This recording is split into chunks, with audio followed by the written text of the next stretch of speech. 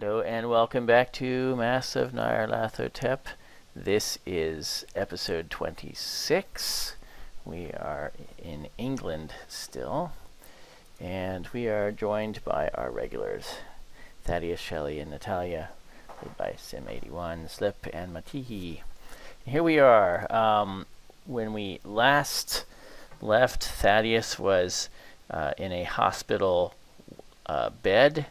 Or actually not in a bed, he was in surgery, and you guys were waiting out in the lobby, in the waiting area, hoping to get news of his condition.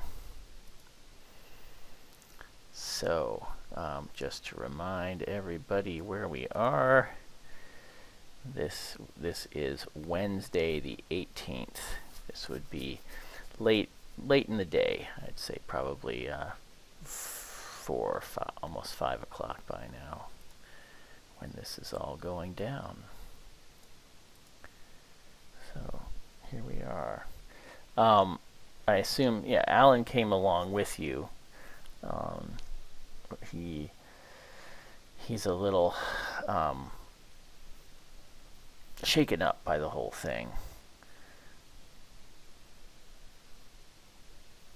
So, you are all waiting outside for word. Do you want to do anything, or are you going to wait for someone to come out to talk to you? Natalia's kind of sitting down, waiting. She got her head in her hands, elbows on her knees, and kind of looking down. And soon she kind of pushes her hair back, sniffles a little, and looks up to Shelley. Well, whatever the prognosis is, we're gonna have to go back to the station to talk to Barrington.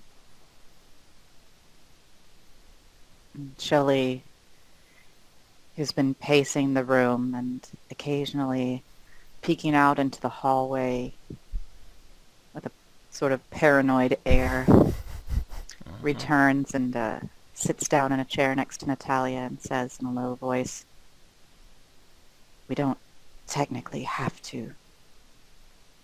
It might be better to disappear until after all this is over and then ask for forgiveness rather than permission."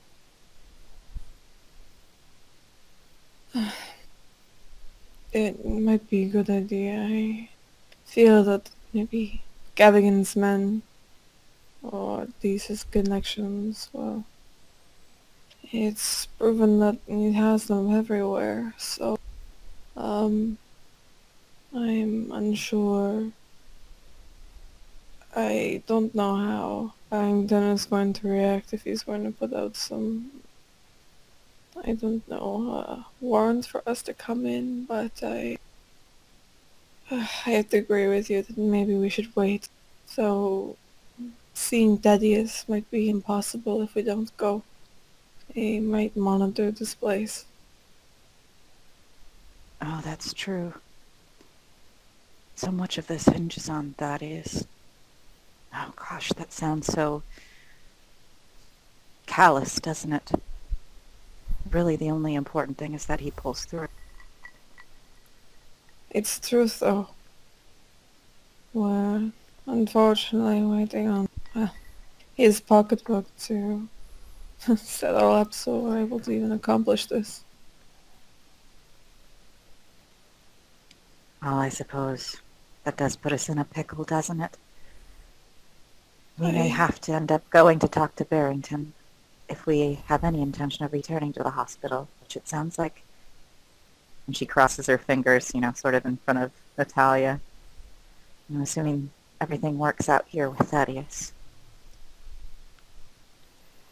Natalya looks down to Shelley's finger, and she reaches out a hand and clasps Shelley's. I hope it all works out. I don't know what I'd do if anything happened to Thaddeus. I know. Maybe this is the wrong time to ask. You two have always been so close since I've known you. Has there ever been anything between you two? And Natalia widens her eyes and no, no. Thaddeus and I, we're just close friends. That's all. He's Shelley, done. Go ahead, sorry. while you're saying this, she's just listening, but might look just slightly skeptical. And Alan, who has gone off to get some food for you while you're waiting, returns at this point. And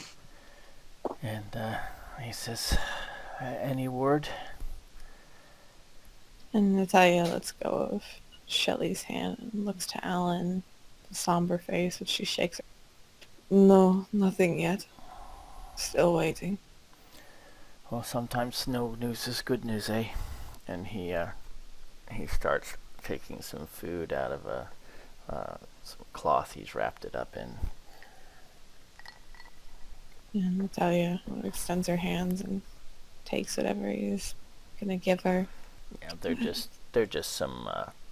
He's actually got a little meat pie in a tin that he picked up somewhere someone made. Thank you, Alan. He says we'll have to share, but I don't think we mind sharing. he says I think if the news was going to be bad, they would have told us already, don't you? You've been there over an hour now. Maybe. Go ahead. I hope so. I don't know. Yes, I suppose. I think them taking this long means he's at least got a chance. A good chance. Yeah, see, yes. I don't think they're going to let him out of the hospital anytime soon. It wasn't that long ago he was here in the first place. Maybe this is the safest place for him. Oh, gosh. If we did take him out of here, he'd be drinking again within 24 hours, and I don't know what we were thinking letting him do that. I think we were just so used to him doing it, we just let him. It's his coping mechanism. I don't think I've seen a day where Thaddeus has gone without a drink since coming back from Peru. Shelley nods. Yes, and no man likes to be treated like a child, but he really needs to heal. I'm glad that if he ends up staying here, we're not going to be the ones to be depriving him, I suppose, is what I'm trying to say. Well, maybe he'll sober up some. Not need to drink as much. Oh, that's, just a hope.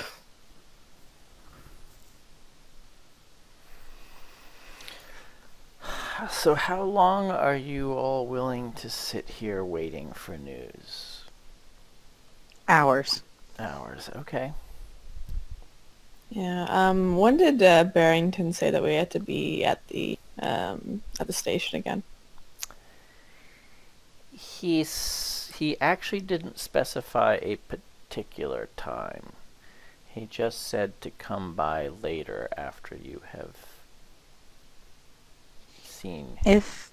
And if things gotten really drag news of him. on, I'll just ask a nurse where there's a phone, and Shelley will call the station and just check in. Yeah, so another hour passes, and it's 7 o'clock now. 8 o'clock. There's been no news. And I'm sure you've asked a nurse if there's any, in case they've missed you or something. And Nurse said, they would check, and you saw her again like half an hour later, and she said, "Oh yes, the doctors are still attending to him." Mm. And Shelley would look at Natalia. It's 8 o'clock. I'm going to call the station and just tell Barrington that we're here. Maybe if he wants to question us enough, he'll come to us. And Natalia nods. That is not a bad idea, if it saves us from having to go to the station ourselves. All right. I'll call. You sit and think about what we're actually going to tell him. Okay. And with that, Shelley gets up and asks a nurse if there's a phone in the hospital that she could use to contact Scotland Yard.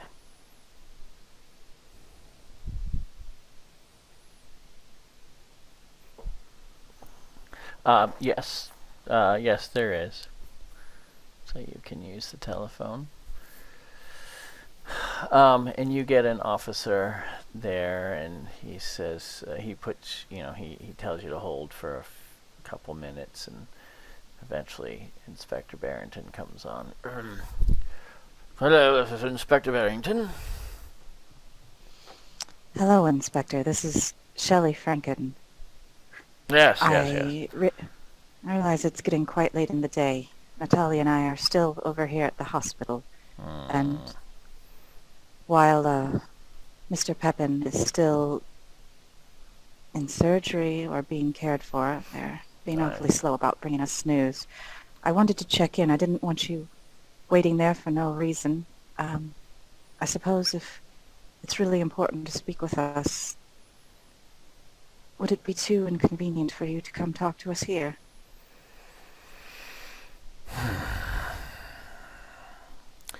I suppose not under the circumstances. Well, it's so gentlemanly of you. I truly appreciate it. We'll wait here if you're coming tonight. Otherwise, we'll come to the station in the morning. Very well. I shall arrive next hour or so. I assume you'll still be there. Yes, we will. All right, then. Good evening. And he hangs up. Shelley returns to the waiting room and walks over to Natalia and Alan. He's agreed to come here, which I suppose is good news. I'd much rather be questioned outside of a police station. Yes, less eyes, anyway. At least we hope. But what And are we we never going to say? know who at the police station is actually working for them. Yes. I just don't know exactly what he's going to ask and what we're going to say. Well, I suppose the things he's going to ask about are what was going on with the previous attack, which he doesn't know I was involved in, and what Thaddeus was doing this time and why he was shot. How much do we want to tell? I certainly don't want to mention Gavigan, because once someone turns up missing, I would not care for that to come back to us. I have an idea. He knows that we went to visit with Habiba and Kafiri. We Right. could, at least I could talk about how, well, the man who was watching us outside of her home, and now that she is missing, he can even go and check that she is gone. So that would be proven correct. Should we mention the Blue Pyramid Club? How much would that anger that woman? Natalia, she You see her hands shuffle, and she starts pulling on her fingers a bit. I would probably not mention the Blue Pyramid Club. Shelley says, remembering what Natalia said happened after she left. I'm sorry, I wasn't thinking. No, it's fine. Um, I just don't think that we should get her involved. At least not lead him directly to her. I think maybe talking about how and she pauses for a moment. That Habib and Kafiri, we could tell them that we can't involve Alice. They came to us, and we spoke. She said she was afraid for her life there, and about the threats with the dead cat in front of her house. Now that she has disappeared, those men who were by her home have seen us, and well, I'm assuming they are the same ones who came after us when we were at the hotel. Yes, and when he asks how we know she's missing, I suppose we should say we returned to her house, and she was gone, and we knocked on a neighbor's door, and they managed to communicate to us that she had disappeared suddenly with her son. Mm-hmm. They heard some sort of a scuffle. Yes, and that they didn't want to talk to us very much. Yes. Feel someone watching. Yes, they were quite nervous. Yes. It was, she thinks back to the neighborhood and the sort of people who were going to live in that neighborhood. It was just a man, and we'll just say he was an Arab man, middle-aged, middle-sized. Something that would be the inspector would have a hard time pinning down. Yes, but at least it will lead on that he's something bigger there. Maybe he can investigate. This can be a lead for him in a way. And that we didn't want to talk about it because of what happened. We weren't certain what had happened to her at all. But now, after all of these signs, we think there might be some larger conspiracy at work. All right, Yes. well, it sounds about as good as things are going to get. As far as what happened at the hotel, you were attacked by some men, and then we left, and we've been laying low at the rental place that we found. Good idea. Yes, I think that will work. A doctor comes out and says, the family of Mr. Pepin? Yes, I'm his cousin. Ah, yes. They said you'd been waiting. I'm sorry to have kept you waiting for so long. I'm afraid things have been rather touch and go in there. Is he okay? He is alive. It's something of a miracle. I would say that he's survived. He's lost a great deal of blood, and he is unconscious. But at the moment, he is not worsening. And he says, I'm afraid I can make no guarantees, but for the moment we are somewhat optimistic. Oh, you don't know how relieved we are to hear that. Do you have any idea of when he might come to? You can never tell with these things, I'm afraid. That depends greatly on on his own inner strength, I suppose you'd say, his will to live. His body has taken a terrible, terrible beating, and as I'm sure you're aware, this is not his first serious visit to the hospital.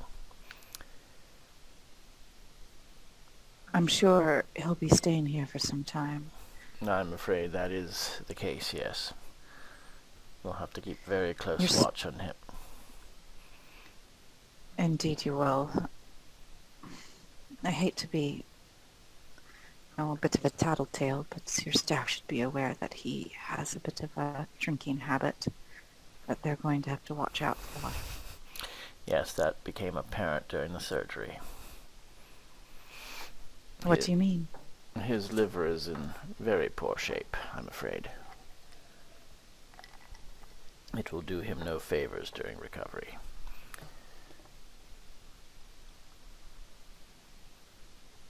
If he does pull through, I strongly suggest that you keep him away from the bottle.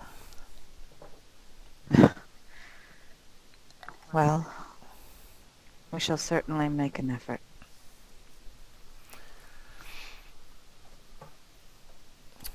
Very well. I'm afraid I can't let you in to see him. We're going to have to reassess his condition in the morning. We'll have someone watching him throughout the night. Reassess the situation in the morning. We may have to take him back into surgery. Hopefully that won't be necessary. Oh. All right. Well, we have someone coming to meet us here, and when we know where we're going to be, would a member of the staff be able to contact us by telephone? Yes, that could be arranged. If he wakens? Yes, of course. Of course. He said, he calls a nurse over and gives her instructions, and she agrees that she'll take a number down for you and let you know. Okay, great. I don't know where they're going to be yet, so... And the doctor says, you're welcome to sit here if you wish, but he says you won't really be allowed in to see him until sometime tomorrow, if even then. He said, I would encourage you to go and get some sleep if you can. And he says, and I wish you a good evening, and he walks away. And as he leaves, Natalya sighs and looks to Shelley. Well, at least we know from now he's alive. Yes. Looks like... I think you'll pull through. I think you will. When Inspector gets here, the policemen make me so nervous. Maybe you should do the talking here. I don't know. I think you have a better way of convincing people. Natalya smiles a bit at... Well, I will attempt to try and persuade him to, well, hopefully keep the questions a minimum. Alan says, I don't think it'd be wise if I was here during the questioning. No, probably not. We will, we don't have we only have the one car. I don't know if you want to maybe go out, if you want to go to a nearby pub, and then we'll meet you there after. Sure, there's one just up the street. I'll go await you there. And he leans over and gives you a kiss on the cheek and says, turns to Shelley and says, it'll be all right. He's gonna pull through. I have a good feeling about it, and I'll be praying for him. We all will. Thank you, Alan. You've been a rock. well, I don't know about that, but maybe a pebble. And he we'll see you later, Alan. he just kind of smiles. You can tell he's a little uncomfortable and doesn't quite know how to behave in this situation, and he walks away.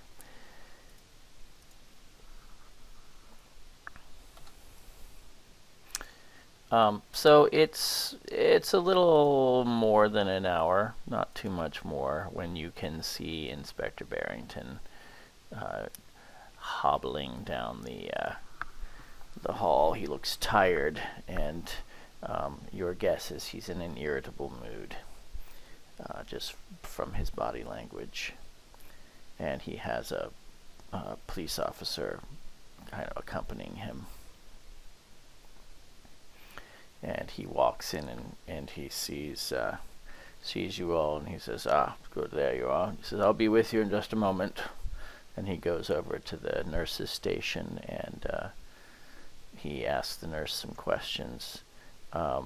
You can make a listen check if you'd like to overhear. He's not speaking very loudly, for sure. And you're not super close, but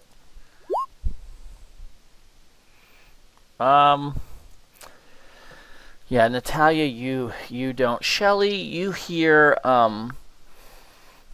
you pick up something about that the officer is going to be posted outside of Mr. Pepin's room, and he's asking which room it is. And the nurse looks it up on her sheet and tells him, and the officer she directs him, and he kind of goes off that way. And then Barrington comes over to you.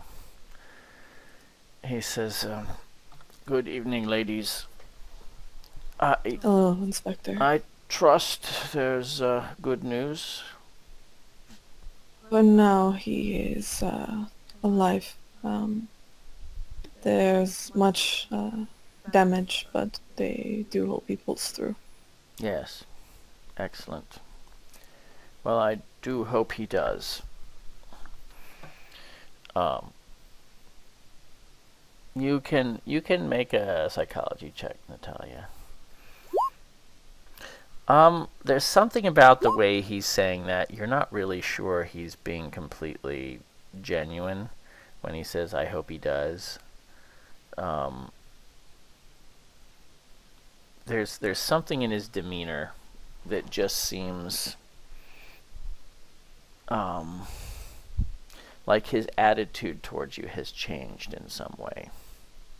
You're picking up little signs, and the way he's saying it and the way he reacted to that, he's just not, it's not the way it was initially. Natalya just kind of keeps a straight face, noting this for later. And she again looks from Shelley to the inspector. So, Inspector, what is it that you need to ask us? I know that you want to ask about the previous incident. Well, yes, I have several questions for you. Some related to that incident, and a couple of other matters. Specifically, did you witness anything about the shootings today? And where were you when they took place? Well, we didn't witness anything about the shootings. I was visiting with a friend, just talking about some day-to-day things. Which friend would that be? Oh, it was Mr. Philip Greenwald. Philip Greenwald, you say? Yes. And how do you spell that? Yeah, he gets it. Yes, and where does he reside? Yeah, she'll hesitate for a moment, but give him an address. Uh-huh. She knows it, yeah. So it's a hotel. Oh, yes. Yeah. Oh, he's He's a hotelier, is he? Yes. Or a visitor to London, quite like yourself. Interesting. Yes, What does he's- Mr. Greenwald do? As far as we know, he is most recent, but our acquaintance actually, Alice introduced us. Oh, and how is Miss Hall? Miss Hall, she's decided to go up north and visit with her uncle. I see. So, a mutual acquaintance. And what were you Yes. discussing, if I may ask? You were visiting him. It's all routine questioning, I assure you. Just trying to establish the facts. Of course. Well, we were talking about keeping in touch. I was discussing some of my practices that I practice over in America. He was fairly interested. Remind me again what you're practicing in America? You can see her shoulders half a little. Psychology. Yes, you did say, didn't you? Yes. He's jotting all this down. Is he a psychologist, perhaps? No, Professional but he interest? was... I think it was more of a personal interest than anything. I see. So that was where you were. So how did you happen to arrive so quickly on the scene after Mr. Pepin was shot? Well, she looks to Shelley. We had agreed as we were all doing some errands around town to meet back up at a small cafe where Mr. Thaddeus was, but we found out that he was not there. So asked around, found out that he had mentioned getting a cab to his hotel, and we knew and came right away. So you went to this cafe to look for him. He wasn't there, you said. Yes. You wouldn't happen to remember the name of the cafe, would you? No, I apologize. Oh my. However did you find it to meet him then? It was the wording itself. English is my second language, Inspector Barrington. Yes, I I understand don't you're fully Russian grasp all the national. symbols. Yes. Yes, indeed. Your English is quite good, I might say. Speaking. Yes, That. yes. So you don't remember the name of the cafe. No. That's a pity. So you came over to the hospital, and you, Miss Franken, you happened to also arrive shortly thereafter. That was a lucky coincidence. Oh, no, it wasn't a coincidence. I drove Miss Natalia over. I was just keeping the car warm. We weren't sure if he was at the hotel or not, so she was checking. And when she didn't return right away and I noticed the commotion, I headed over. I see. Do you have any idea why Mr. Pepin was at the hotel? Well, certainly you must have. He was collecting things. Yes. Yes. As a matter of fact, I need to have them brought over here. Maybe I should do that right now while you talk. I'm afraid at the moment those are all evidence. We'll release them when we're finished looking through them. That will take some time, I'm afraid. Oh, well, please take care. There are some antiques. Oh, good Very heavens. fragile antiques. I assure you we'll handle them with the utmost care. They'll be quite well cared for. Good, because I would not like it if Mr. Pepin woke up and found out that any of his priceless artifacts were damaged. Of course. We wouldn't want that. Wouldn't want that at all. Well, priceless artifacts, you said. Well, that's interesting. How did you happen to come by priceless artifacts? He purchased it. In America, before we came here. I see, and he brought it here to... I don't know. Mr. Pepin's a bit of an eccentric. Yes, he is an odd one, isn't he? He's jotting down art. You see him write artifacts, and he kind of underlines it a couple times. As you get a glimpse at his. He's been writing quite a few notes.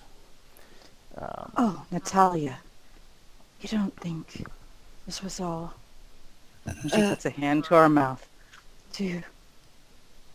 Oh my Inspector gosh, Barrington why didn't that raises occur an to eyebrow. us? If someone found out, a member of the hotel staff who cleaned his room might have stumbled across these things and... Oh, you know, those people, they can be dishonest. We can't always, even in the best hotels, sometimes the staff is looking to make an easy buck. What if they mentioned what they saw to the right person? Someone who knew the value of these things. The right person. I don't know who that would be, but someone who knew that these books or some of his possessions were valuable and they were trying to rob him. Interesting. A curious way of robbing him. His bags were apparently, well, reportedly intact. Although, of course, who knows. I might have you come down and look through the items we've seized, and if you can identify anything missing, that would certainly be helpful. Why don't we do that tomorrow? Yes, that would be good. Mr. Chatham, the head man at the front desk, was shot. Were you aware of any prior relationship between Mr. Pepin and Mr. Chatham? No, none that I knew of. Any idea why they might have been in the alley together? She looks to Shelley. I don't know exactly. You can see her hands kind of shuffle a bit. I don't want to speak ill of Thaddeus. He was an eccentric, after all. I'm sorry, are you suggesting that the two men were involved? Oh, Inspector, how dare you suggest that? Says was Shelley not in my a way that's totally suggestion. unconvincing. He speaks to Natalya. He says, if you are aware of any details of any connection between these two men, you had best relay them to me now. This could be quite important. It could bear on Mr. Pepin's liberty. I don't think that Mr. Pepin would do such things. Such things? Do you mean improper behavior towards another man? Exactly. He Yes. had a wife, Mr. Barrington. Well, they sometimes do, don't they? Well, I'm very sure that Mr. Pepin being the He kind upstanding... of smooths his shirt a little bit as he... So, you are or you are not suggesting such a connection? I am not suggesting such a connection. I see. So, what do you know about their connection? I know that they interacted occasionally, much as all of us had. I don't think they were very close or very friendly as far as I could tell. I did not keep tabs on Mr. Pepin 100% of the time. But from what I've seen, they did not interact much, so I don't know exactly why they would be in the alleyway together. Hmm.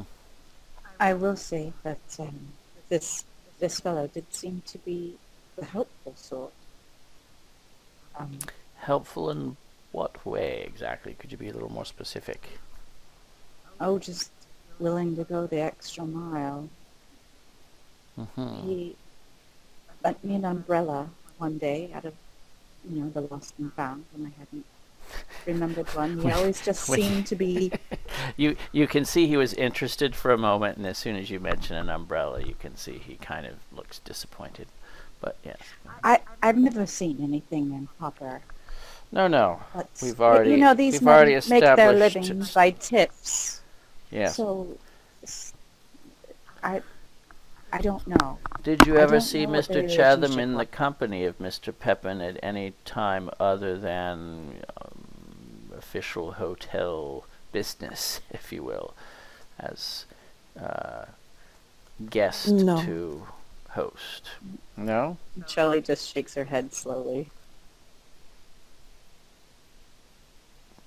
I see.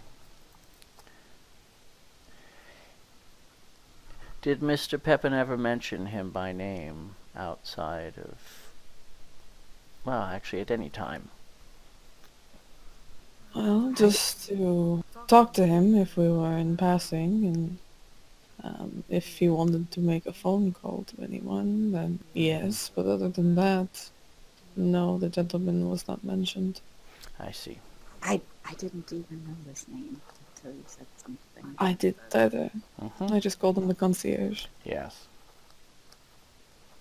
Well, he wasn't exactly the concierge. He was the front desk man. But that's neither here nor there, I suppose. So, I might be getting him mixed up with the concierge. Shelley just looks really confused. I don't even know who the front desk man is. They all look alike. It's fine. Do they? It's the little hats. Oh, he did not wear a hat.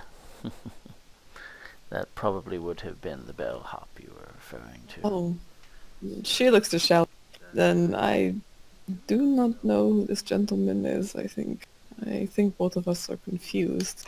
Well, perhaps when you come in tomorrow, I might be able to have a picture of him. It's possible that there's one about.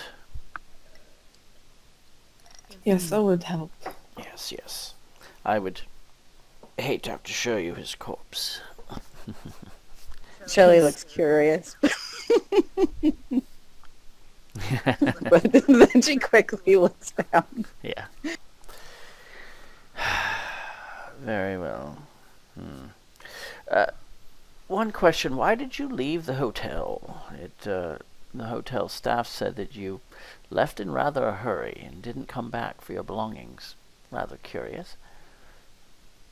Well, Natalia kind of looks around and she lowers her voice, leaning in towards the inspector and Shelley. You know about the incidents that happened a few days ago? That would Within the depend. hotel. There are incidents all the time in London, I'm afraid.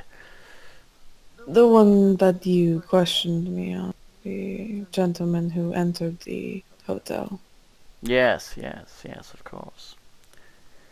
Yes. They are the reason that we left, Inspector. I see. These men that you claim attacked you. Yes.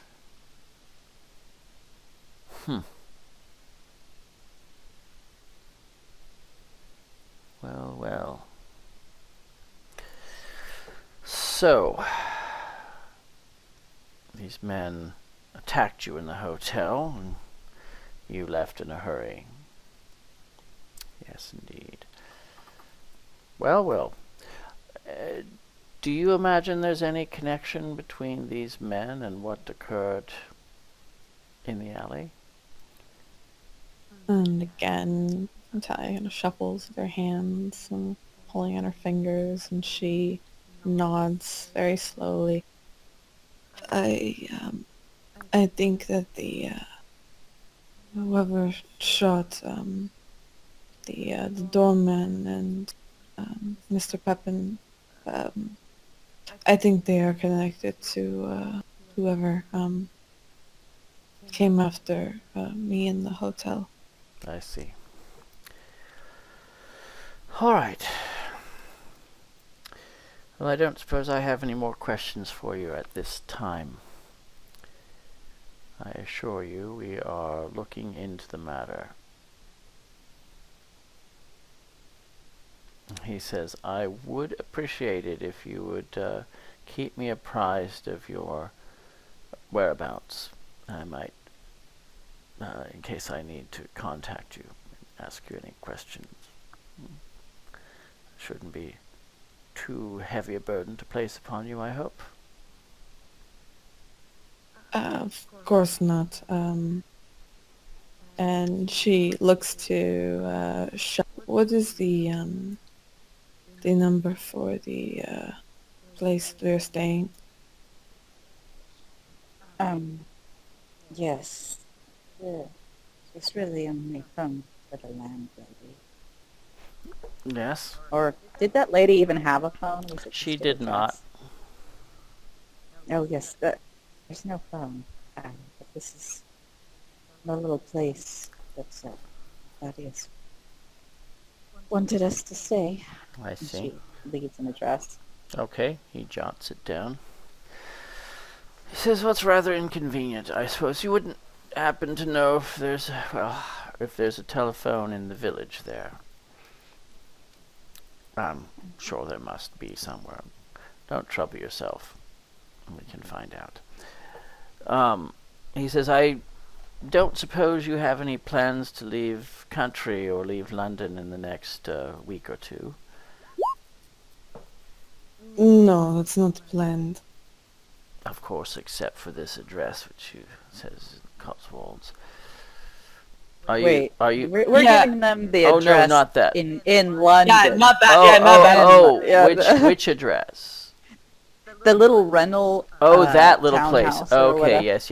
Yeah, yeah. So he says, so you that we okay? haven't even Yep. spent more than a night in. Good thing I asked. Or that you noticed that. All right. So he says, so you don't have. I trust you have no plans to leave London or the country in the next week or two. No. Good. Let's see that it stays that way. Just notify me if you should have any change of plans. Very well. I wish you a good evening then, and I do hope Mr. Pepin recovers. And As do we. he says, just as a reminder, if you would mind coming by the station tomorrow, perhaps after lunchtime. Oh, to look at the picture. Yes, I need a little time to see if I can find one. I'll do what I can. We'll come first thing in the morning. If you wish. A good night. And he departs. Or actually, he goes off deeper into the hospital. He looks like he was about to leave and had a second thought, and instead heads in. Where's he going? Yeah. Like, what area of the hospital is he going? You're not exactly sure.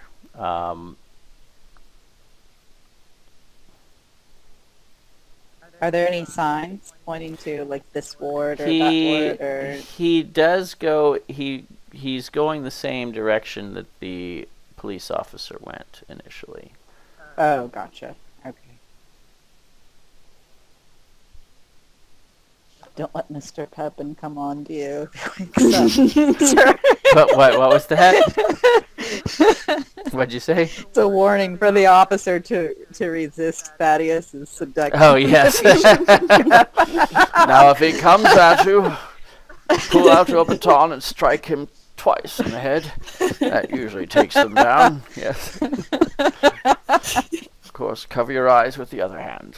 Yes. So, yes, now he goes off that way. And as he leaves and is out of sight, Natalia just sighs. There's something about Barrington. He did not seem pleased, or something that Thaddeus was still alive. There's just in the nature of his questioning, I'm not sure I was doing a very good. Natalia was just picking up like a subtle hostility in his voice, like he's gone from back before when you were first, talking to him, as that you were maybe a bit of a pushy foreigner that wants to help out somewhat irritatingly, and then potentially a victim of a crime. Now it just seems like his demeanor has changed again, and it's now he looks at you with we talked to him suspicion. at the hotel. Out of suspicion. Okay. Just he seems untrusting and more guarded than he used to be. That's understandable. Yeah, you're just not sure. I mean, he was a little bit. I'm not sure you noticed. He may have already been like that when he first was talking to you, but you were so distracted and kind of frantic at the hotel, you weren't really paying too much attention. It's possible that he was, but. Well, Shelley thinks about this for a minute in her analytical way, and you notice the line of questioning seemed to be headed down a path of men who are interested in other men. And she gives Natalia kind of an embarrassed look. Yes, I think that Barrington wanted to get some sort of narrative to figure out why they were together. Also to figure out exactly who we were, maybe if we were even connected to the shooting. I have this feeling that maybe he thinks that we were involved in organizing it, considering we travel with him. Possibly, but one good thing about being women, usually it's an irritant, but we're almost universally underestimated. If anything, he would suspect us of being hiding something. I seriously doubt he thinks we could plan anything. Men never do. But I wonder if it's come to light that perhaps this desk man was one of those sorts. And that's caused a change in his view. Maybe. We'll find out more hopefully tomorrow, but maybe this will be the first night we actually stay at that house. Oh, Thaddeus and I stayed there. It's plain but clean. We should probably go and get what sleep we can. I'd like to get this business at the police station done as soon as we can tomorrow, so that if Thaddeus wakes and all seems well, there are preparations still to be made. Yes. And you need to get back to the farm. Things to do.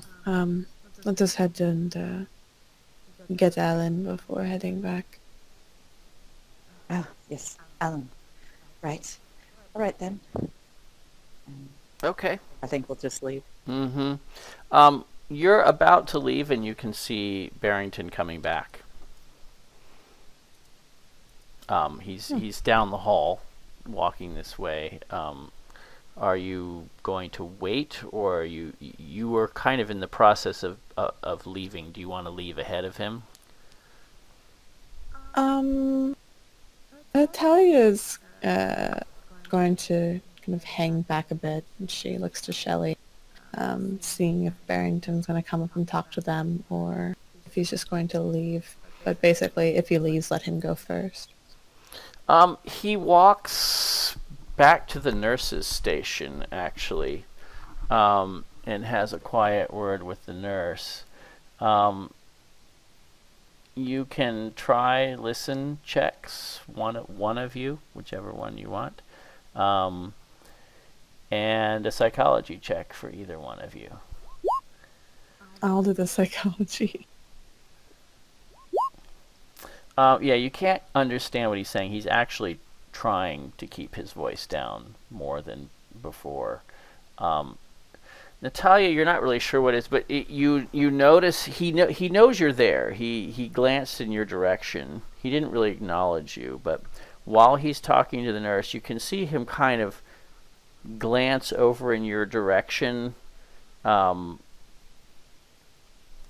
You kind of read it as like he's making sure you're not approaching or over. It's just sort of like just checking on you as he talks. And then he kind of nods to the nurse, who's sort of half out of view. She's kind of like around the corner here. You can just kind of see her a little bit behind her counter, her desk. And then he kind of walks your way on as he's going out. He just kind of nods and says, "Good evening to you again, ladies," and he goes on. Natalya just... Oh, go ahead, sorry. Yes, Shelley. That I didn't mention it. But when the inspector first came in, he had instructed that I don't know if you heard him say it, but he instructed that other inspector, the young one, to guard Thaddeus's room, which was a great relief to me, actually. But the officer was young, and she kind of bites her lip and looks at Natalya. You seem to have a way with the men sometimes. You see Natalya narrow her eyes a little. What is that supposed to mean exactly? Just that you're a charming woman who seems to have a strong effect on the men in this country, and if we went back there, it's possible that maybe he would let something slip in the way of conversation. Go make an innocent inquiry as to Thaddeus and express our confidence in his ability to protect him. I don't know if I'm the most charming, but I'll try to persuade him to tell us something. I will attempt, though. She looked to the nurse's station. I'll talk to the nurse. Okay. It was obvious. Barrington did not want us to hear what he had to say to the nurse. He was checking on us, making sure we weren't coming near. Oh, he Whatever certainly kept his voice down. I couldn't understand him at all this time.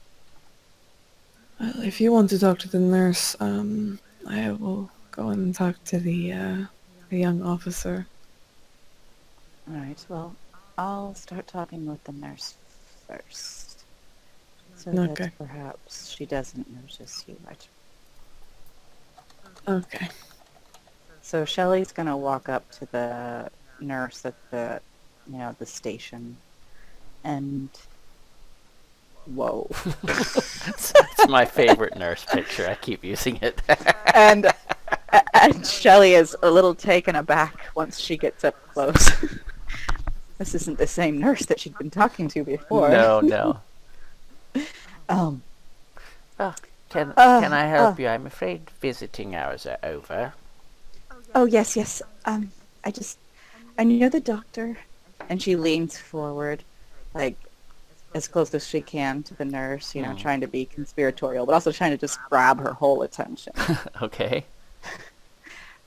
I know that the doctor came out and told us Thaddeus Mr. Pepin seemed to be doing okay, but my experience is the nurses are the ones who really know what's going on. Can you ease my heart and tell me, is Mr. Pepin really going to pull through? He says, well, I'm afraid I don't have that kind of information. If the doctor told you he's going to be fine, then you're going to have to trust his word. Natalia's trying to sneak by. Make a stealth check. I will give you a bonus die due to Shelley's distraction. Actually, Shelley, if you can make an appropriate interpersonal skill of your choice that seems maybe charm, if you can... Oh, she's not terribly charming. Let me see if she has any or let's see, skill at all. I'm just trying to think. Our fast talk is really almost more the... yeah, she has a terrible fast talk. I'll even give you a bonus die on that. If you can succeed at that, then Natalia will get 2 bonus dice, because you did such a good job. Alright, I don't think so. It's fine. If you don't, you don't. I don't think I can sneak. Well, yeah, not so much. Alright, Natalia, you still get a bonus die. I'll try. No. No, you have to walk right by her station. I mean, it's not easy. You're kind of trying to... It's a very difficult proposal here. And she says, oh, excuse me, young miss. She says, as I was just telling this one here, the visiting hours are over. I'm afraid if you want to wait, you'll have to wait out there. And she points back at the area where you were waiting. She says, she says the visiting hours will begin again at 10 a.m. tomorrow morning. Can she just speak to the officer outside the room? I mean, you could see that she's not going to enter the room at all. She just, she really had some... She's so ill at ease. Try a persuade check. She looks very skeptical about this. She says, I'm afraid I have rather strict instructions. We don't allow anyone back in the private rooms outside of visiting hours. You understand, it's hospital policy. Of course, I just worry about Mr. Pepin, of course. Well, of course you do, dear, of course you do. I'm sure if the doctor said that he's all right, then he'll be all right. She says, if you're worried and you'd like to pray for him, the chapel's down that way, and she points back. You know, not the way you want to go. Well, at least we know you're out here, keeping an alert eye. Oh, of course. Please, don't let anyone back. He says he's no in matter good how hands. Convincing their story. He's in very good hands, I assure you. This is the best hospital in London.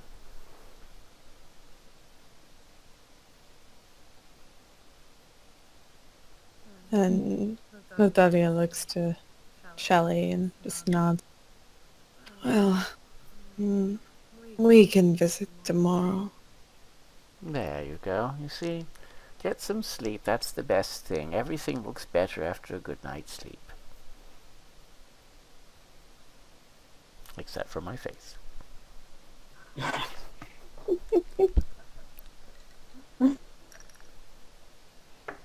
Alright, Shelley just kind of shrugs and looks over at Natalia with well, that didn't work. Yeah. And backs away. Natalia makes her way to the doors with Shelley. Just kind of shakes her head. I am not meant for any sort of stealth operation, Shelley. Well, it was worth a try. She's an awfully alert woman for someone who's had something so truly awful happen to a facial region. Yes, she... yeah, she looks like many of the older women back from my country. Shame. I suppose there's something else to do then. Let's go find Alan. You almost found yourself calling her grandmother. Grandma. It's That's my babushka. Yeah. Babushka, what are you Babushka. doing here in British hospital? Yeah. What are you doing? Uh, So yeah, Natalia makes her way with Shelley to the pub. okay. Alan is there. He says, "Good heavens, you had me worried." I'm sorry. She kind of sits down beside Alan and kisses him on the cheek. Mm. Don't worry, everything's more or less fine. Though I think we're more suspects than victims at this point, according to Barrington.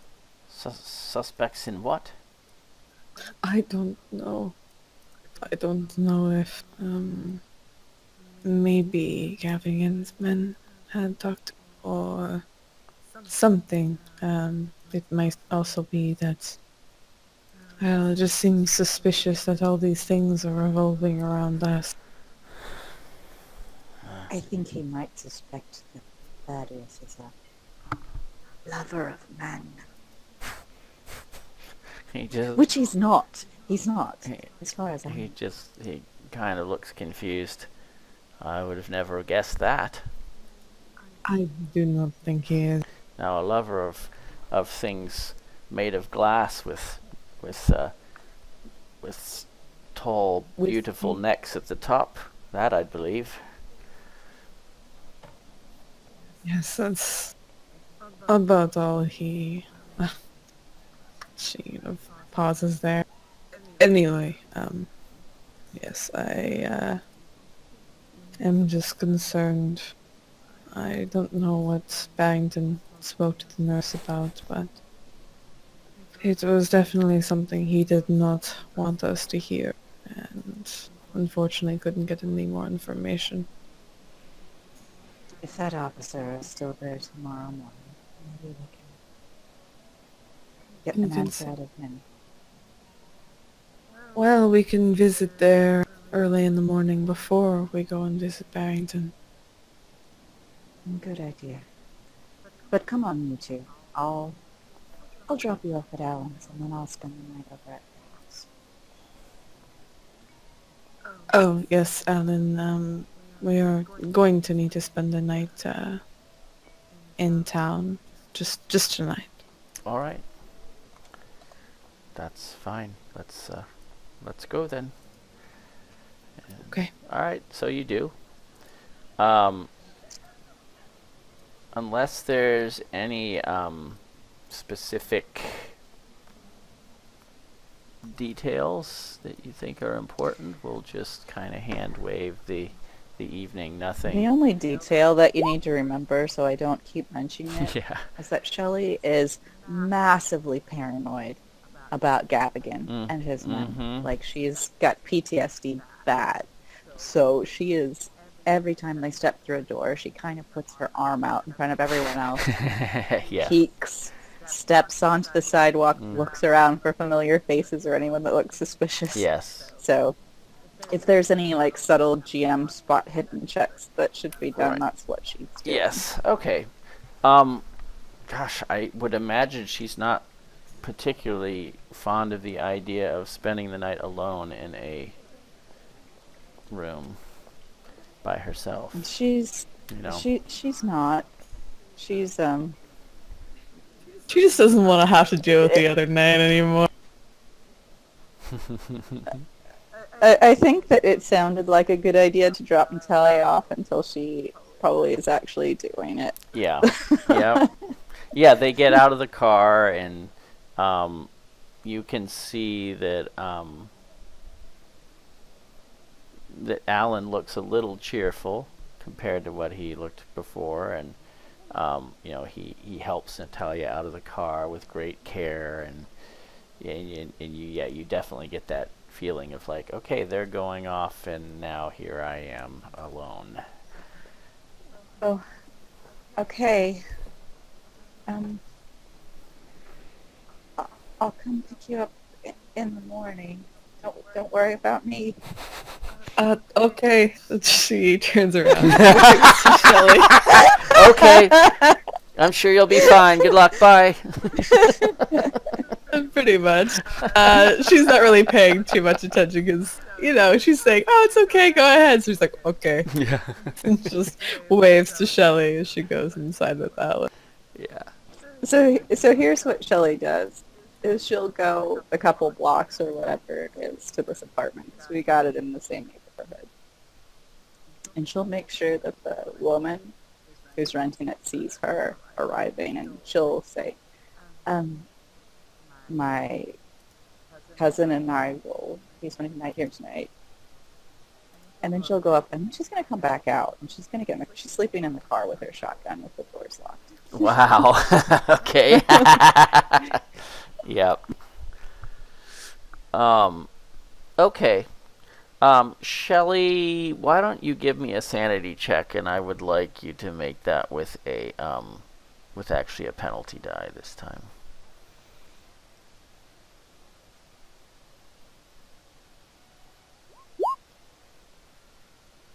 Okay.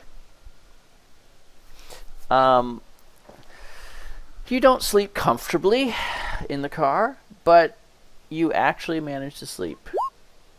You are okay. Yeah.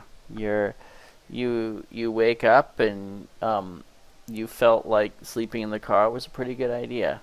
Your neck hurts and you're sleeping in your clothes and all that, and you're probably not very happy about what you look like right now, but you're alive and safe and awake.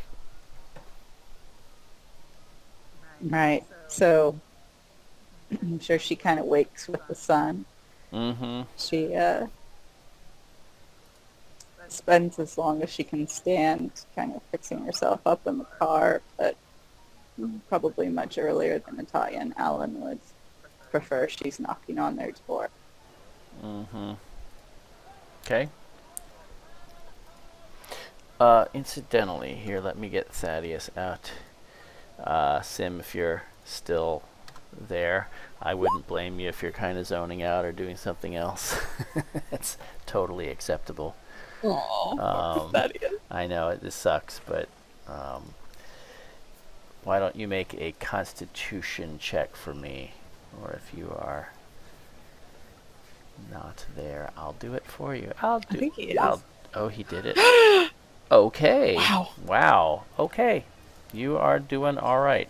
Why don't we take a quick break, and then we'll come back. Sure. All right. The break is over. We are back, and in the middle of the night, Thaddeus actually has a few moments of lucidity. He wakes up. He's in a not completely dark, but a darkened room. He is completely immobile. I mean, your body just feels... You feel drugged. You feel beaten up. There's vague, distant, throbbing pain somewhere in your consciousness. But you're kind of hazy. You just kind of have this moment of lucidity. What does Thaddeus do, or what is his... does he say anything? Does he think anything? I think he more would be trying to figure out where exactly he's at, type of deal. Just waking up, not knowing where he's at, remembering what happened. My brother. Kind of looking around with his eyes. Yeah, you can see through... There's the door has a glass window in it, and you see kind of standing on the other side the back of you can't tell at first, kind of guy wearing a funny hat, and then you realize that it is a British bobby officer standing out there. But you don't seem to be in a police station. You figure out that you're in a comfortable, more or less comfortable bed. He's so bad. He would try to figure out because I'm not sure how much he'd be able to like speak or anything. You could try. He would just let out a noise trying to get the Bobby's attention. Yeah, your voice comes out just like that. It's faint. You can tell it's weak. You have like no energy. You just have this incredible desire to sleep. Yeah, I'm not sure he would just when he's staring at the Bobby, he would just trail off again.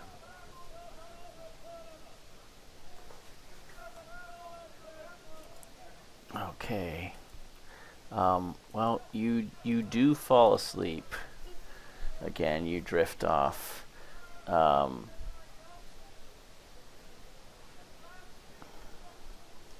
And you wake up again. You're not sure how much later, but it's still dark. And you can see that the police officer is not there anymore. There's a little bit of a still don't know what's going on. He's not recognizing if it's a good or bad thing. He's just kind of staring out in that cracked door. And There's a shadow kind of again. You can see the wall through the window. There's a shadow moving along the wall. He stares at it. Who's there?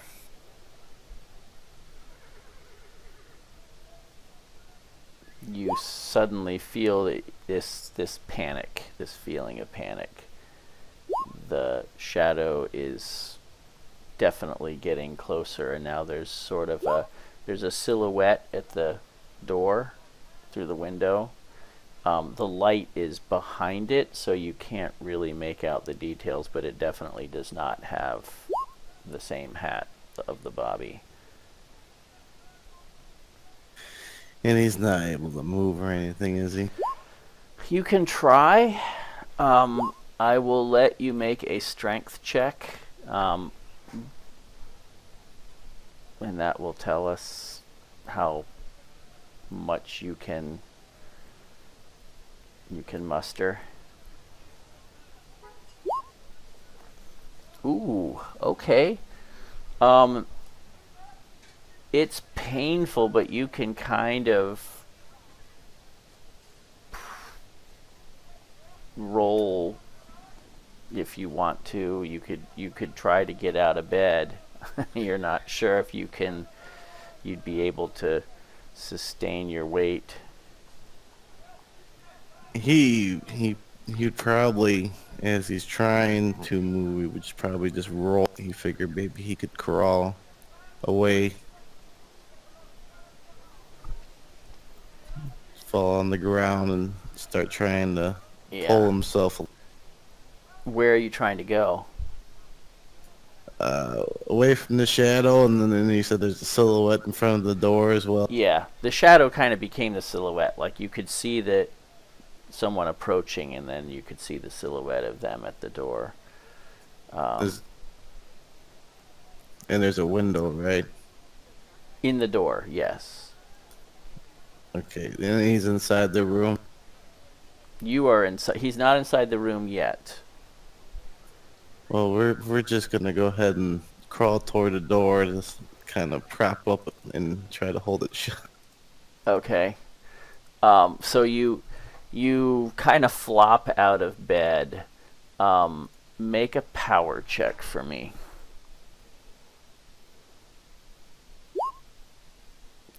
The pain is overwhelming as you kind of fall to the floor, and you feel yourself getting dizzy and almost blacking out.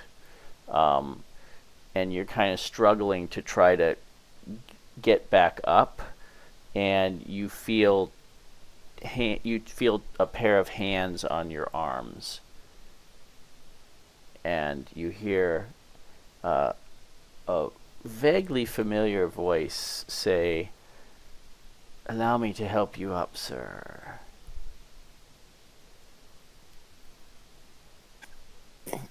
He's gonna freeze for a second, and And he kind of starts to pull you to your feet almost.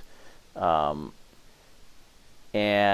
it's dark. It's kind of hard to make out his features. Make a spot hidden check for me.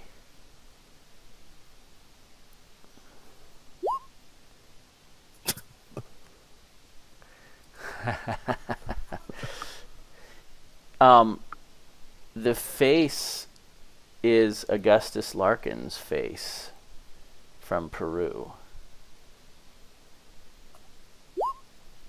And he says, "Here, I'll help you."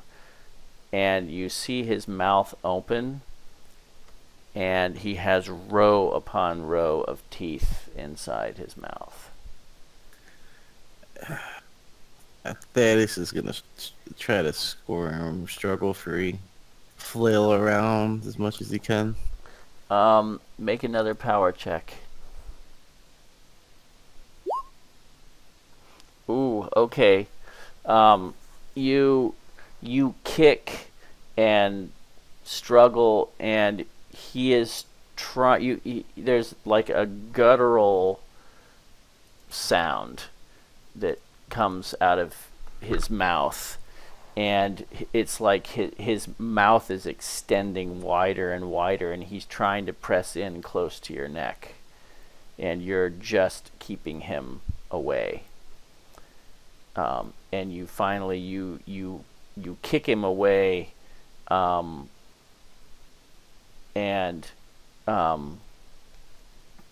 you suddenly you can kind of you can will yourself to stand to your feet, and he's kind of been knocked back on the floor. What do you want to do? It's time to leave the room. Okay, you with that extreme, I let you get to the door. You open the door and step out into the hall, and you realize it's not the hall at all. There's just inky blackness on the other side of the door. You're kind of looking back behind you to see him on the floor, and you turn and reach out for the door handle and feel it, and you pull the door open, and when you turn to go out into the hall, it's like being in space. You can see stars, and it's just inky, dark, and cold. But you can hear him getting up again behind you. And he's saying, "Don't be a poor sport." He at that point, I don't even know what he would do. You can feel him getting closer. Thaddeus will just take a step out, I guess. You take a step out, and you just kind of fall into the darkness, and you can hear yourself. It's like you have jumped off of a cliff, and you get this intense feeling of vertigo, and you know that you're screaming as you fall, but you can't even hear yourself scream, and you just kind of fade into blackness.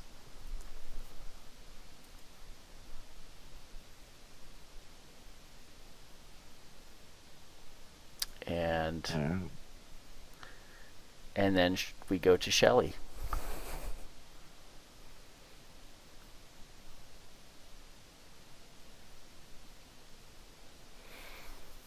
You have awakened with your shotgun in your car.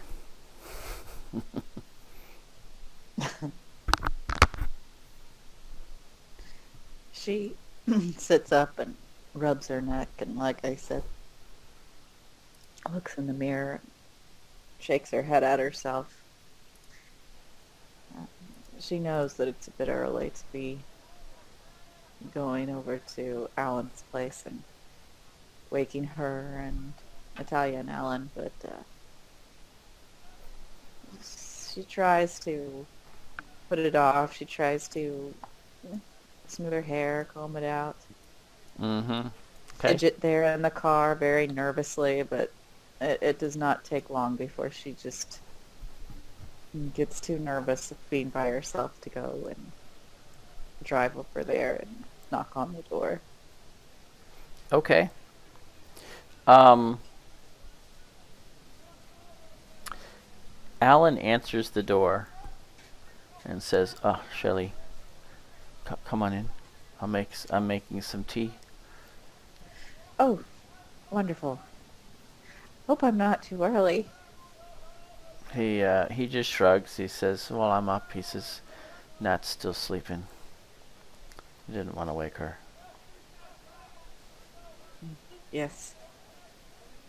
We're all going through a lot right now. I think she deserves a few more minutes.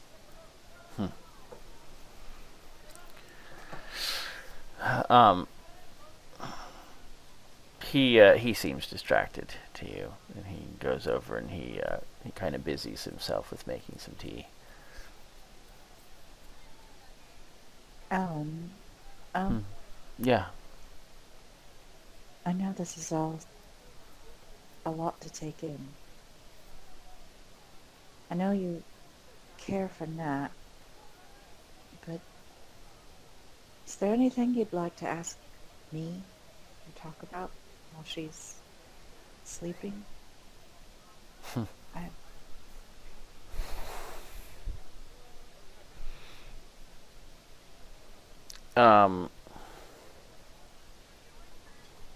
He just kind of shrugs and gives you a kind of a rueful half smile and pours some tea. He says, I just don't know. I don't know what she's doing. I'm not really sure what she's trying to accomplish with all this. It seems like she's almost got some sort of obsession. Yeah. I'm just not Shelley sure it's sits down. gonna turn out well for her. It worries me.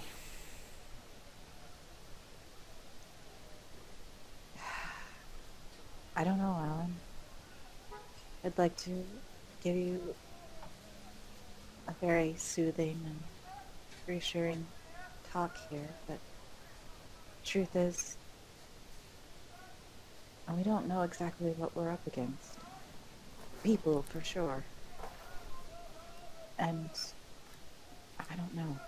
You know, I'm a skeptic. I'm a scientist. And I haven't been involved in this as long as Thaddeus and Natalia have. Really, I'm almost as new as you are. But I will tell you one thing, Alan. The people, Gavigan, she shudders. I know you fight for a cause, and I'm sure, from what I've heard, there's some true atrocities that are happening. And I admire you for that. But these people, like Gavigan, they're evil in a way that goes beyond maybe anything you've seen before. Yeah. Well, I don't doubt you.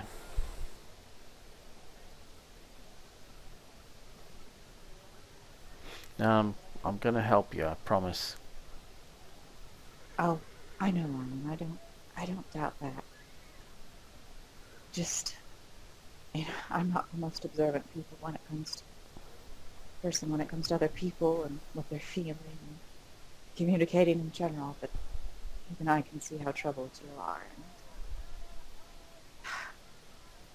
like I said, I don't know that I can say anything to ease you, but I can say that even if Natalia can't express it in a way that you understand what we're fighting towards, it's worth it. I do think that. I know.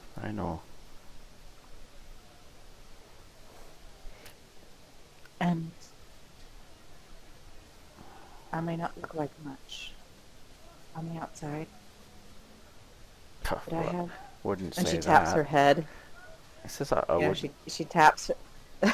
Yeah. No, I mean, I'm not physically intimidating. This is what I mean. But I'll do whatever I can to protect Natalia. She sees herself as the protector, I know. But And she stirs her tea a bit. I think sometimes that I was sent here to watch over those two. He says, I had a mate back in Ireland that, well, there were some troubles, and, you know, he volunteered to stay behind and give us time to get away. If there was a kind of, I don't know, an eagerness in him to do it, like he wanted to throw his life away in some grand gesture. I see that in Natalia sometimes.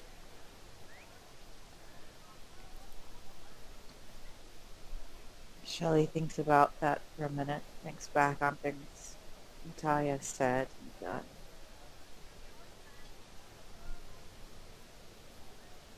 I don't know. Maybe there is some of that. It's this darkness. It seems that there's both a futility, a feeling of futility, maybe that she's facing it, and maybe there's even a draw to that darkness. But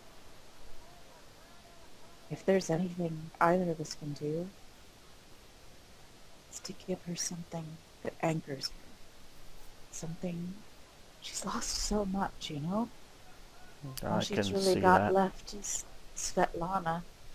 And I don't know, maybe you. Make her feel like that's something worth holding on to.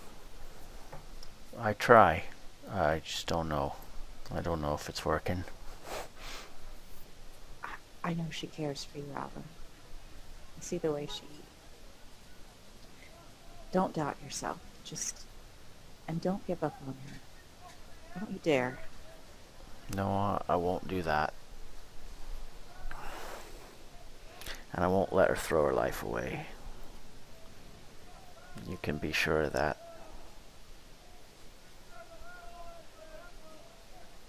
Well, we're on the same page there.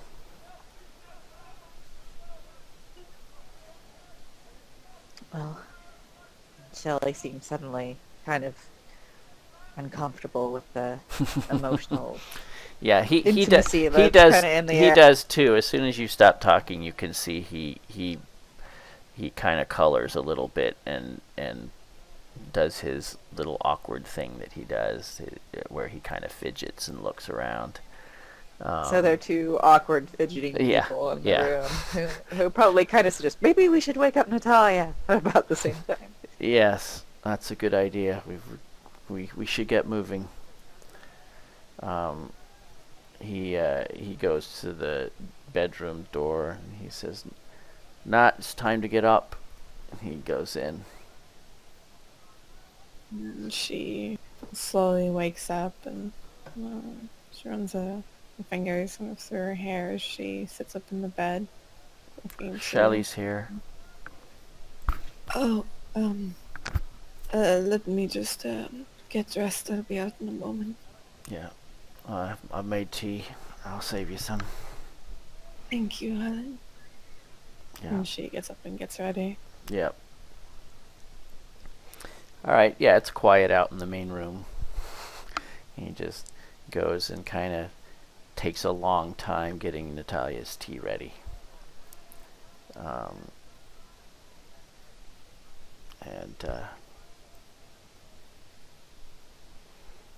He offers you toast if you want any. Tea and toast. And Natalya comes out, I assume. And sorry? yeah, go ahead. So Natalia comes out and she gives a wave to Shelley. And she'll make her way over to Alan and kind of take the tea. And as she's kind of close to him, she'll speak in more low tone. Do you mind if we talk later? You and I, or you and Shelley? No, you and I. Sure. Okay. And she'll give him a kiss on the cheek before taking the tea, going to sit down with Shelley. How was your sleep, Shelley? She kind of unconsciously rubs the crick in her neck from sleeping in the car. It was good. I slept well. I hope that you feel a bit refreshed, a little more ready for the day. I was ready as I'm going to be to talk to Barrington. Yes. I appreciate, she kind of leans into Shelley. I appreciate you, letting us, be here last night. She colors a little bit, but gives Natalia a quick grin. Believe me, I know how, in retrospect, how precious these moments are. But we should hurry. Try to get to the hospital first, maybe. Of course, speak to the officer. She'll kind of quickly blow on her tea and finish it as quickly as possible without burning her tongue too much. Yeah, Alan's getting dressed. He's ready to go in pretty short order. Alright, so you can head over to the hospital. You're a little on the early side, but not too much. And you can see that it's the older woman is gone, and there's a new, younger nurse there at the reception desk there. He was naked, yeah. Oh yes, I did forget to mention that Alan was naked during that entire conversation. Shelley was trying real hard to keep the conversation, you know. Yeah, eyes to eye. You know, keep eye contact at all times. Yeah. I can tell, Alan, what you're feeling. Yeah. Yeah. Oh dear. You're so nasty, Nat. Matihi, you're such a nasty person.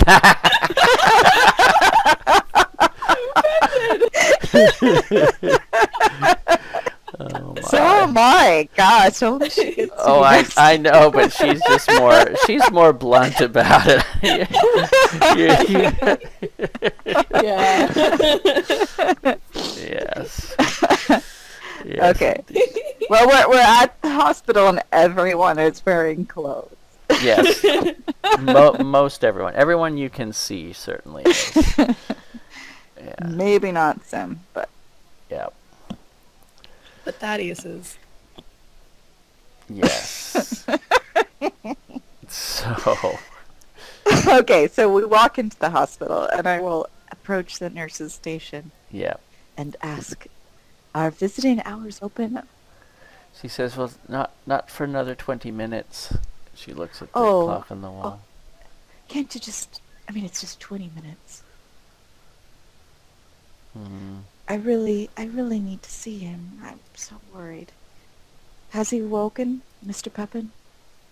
Oh, I don't know. She kind of starts looking through a clipboard. You can see that your impression is she's kind of young and seems a little inexperienced at this particular role that she's taken on here. She's a tiny bit flustered as she's looking. She said, hey, what was the name again? Thaddeus Pepin. And she kind of said, I don't see it here. She says, do you know what room he's in? He's right back there. There was an officer stationed outside his room. Oh. Now Shelley is genuinely getting upset. Yeah, she says, I suppose it's no harm if you go back a little early. Just don't. Yes. Just don't. Natalia, come. All right. Oh, and you can see she's almost gonna maybe change her mind, but you guys you're just rush off down the hall, and she kind of yeah. So you go down the hall, and you can see you go down, you turn a corner, and you can see that there is a room that has a police officer standing in front of it. It is not the same police officer. Even though he looks identical, he's not actually identical. He's just dressed identically. Right. He is standing there, though. Shelley feels a little bit of relief as she sees the officer and then slows her stride. The nurse, she didn't, she said she couldn't find Thaddeus on the register. I was worried for a moment, but that must be his room. It's okay, Shelley. And she placed a hand on her shoulder. He's still here. It's okay. And Natalya will approach the officer and give him a nod. Good day, sir. Yeah, and he touches the brim of his cap, and says, "Good morning to you, miss." We are associates of Mr. Pepin. We just wanted to make sure that he was still safely in there. All right. He says, I relieved the previous officer, and he reported everything was quiet, and no disturbances, should be all right. Do you mind if we just check on him? Oh, I'm afraid I've strict orders. No one but doctors and nurses allowed in. But it's visiting hours. He says, well, that's as maybe, but I've got my Shelley orders. starts calling, Thaddeus, are you awake? He kind of reaches out. He doesn't actually touch you, but he just kind of puts his hand out, and she just kind of does these really feminine slaps on him. I have to know that he's okay. He says, now miss, get a hold of yourself. And he says, you won't be doing any favors waking him up. He's even in there. He's in there, I promise you. I looked in on him. He's okay. Natalia's gonna kind of put some hands on Shelley's shoulders and comfort her. It's okay. I know you're worried. And she looks to the officer. Yeah, he kind of looks at you with this look of get your friend under control kind of thing. Yeah, she looks apologetically at the officer. I'm sorry. We're just very worried. Do you mind letting us know exactly?